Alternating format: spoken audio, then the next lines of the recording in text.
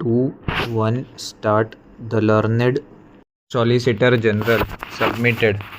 that if the decision in Rajendra Singh Rana's case, which inter alia dealt with the question relating to the Speaker's powers to decide a question in respect of paragraph 4 of the 10th schedule, independent of any application under paragraph 6 thereof, is to be made applicable in the facts of this case, the same would be contrary to the decision of this court in Raja Soap Factory versus S.P. Sharma. The learned Solicitor General also made special reference to the decision of this court in Mayawati versus Markandeya Chand and others, wherein it was inter alia held that if the order of the Speaker disqualifying a member was to be set aside, the matter had to go back to the Speaker for a fresh decision, since it was not the function of this court to substitute itself in place of the Speaker and decide the question which had arisen in the case. In addition to his aforesaid submissions, the learned Solicitor General also submitted that various substantial questions of law in regard to the interpretation of the Constitution had arisen in the facts of the present case, namely, whether paragraph 4 of the 10th schedule to the Constitution, read as a whole, contemplates that when at least 2/3 of the members of the legislature party agree to a merger between one political party and another, only then there is a deemed merger of one political party with another. Whether in view of the difference in language between paragraphs 3 and 4 of the 10th schedule, a deemed merger is the only thing to be looked at as opposed to a split which must be in an original political party, cumulatively with a group consisting of not less than third of the members of the legislature party, whether post-merger.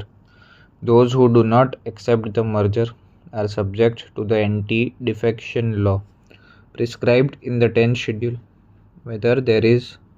a conflict between the 5-judge benches in Rajendra Singh Rana versus Swami Prasad Maurya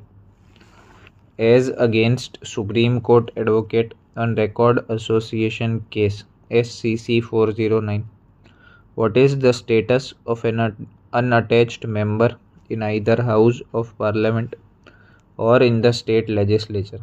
whether in view of Article 212, Speaker is subject to the jurisdiction of court as such. According to the learned Solicitor General, the aforesaid questions which involved interpretation of the Constitution were required to be decided by a bench of not less than 5 judges in view of the constitutional mandate in Article 145 of the Constitution before a final decision was taken in these appeals. Appearing for Shri Kuldeep Bishnoi, the respondent number 1,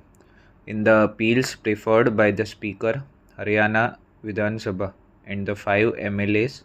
against whom disqualification proceedings were pending, Mr. N. Gupta, learned senior advocate, at the very threshold of his arguments, submitted that this was a case which clearly demonstrated how the process of law was being misapplied and misused by the Speaker of the Haryana Vidhan Sabha, so as to defeat the very purpose and objective of the anti-defection law as contained in the 10th schedule to the Constitution. Mr. Gupta emphasized in great detail the manner in which the Speaker had deferred the hearing of the disqualification petitions filed by the respondent number 1 against the 5 MLAs on one pretext or the other, despite the fact that the applications for disqualification under paragraph 4 of the 10th schedule to the Constitution had been made as far back as on 9th December 2009. Mr. Gupta submitted that till today the said disqualification applications are pending decision before the Speaker, and since such delay in the disqualification proceedings was against the very aim and object of the 10th schedule to the Constitution, the division bench of the High Court had no other option but to pass appropriate orders by invoking jurisdiction under Order 41, Rule 33 of the Code of Civil Procedure. In effect, the entire burden of Mr. Gupta's submissions was directed against the prejudice caused to the respondent number 1 on account of the inaction on the part of the Speaker in disposing of the pending disqualification petitions within a reasonable time. Mr. Gupta sought to justify the impugned order passed by the division bench of the High Court on the ground that on account of the deliberate delay on the part of the Speaker in allowing the 5 dissident MLAs from continuing to function as members of the House despite their violation, the High Court, in exercise of its appellate powers under Order 41, gave interim direction so as to ensure that the petitioners before the Speaker was not suited on account, hence the Speaker not to delay the disqualification of the said 5 MLAs.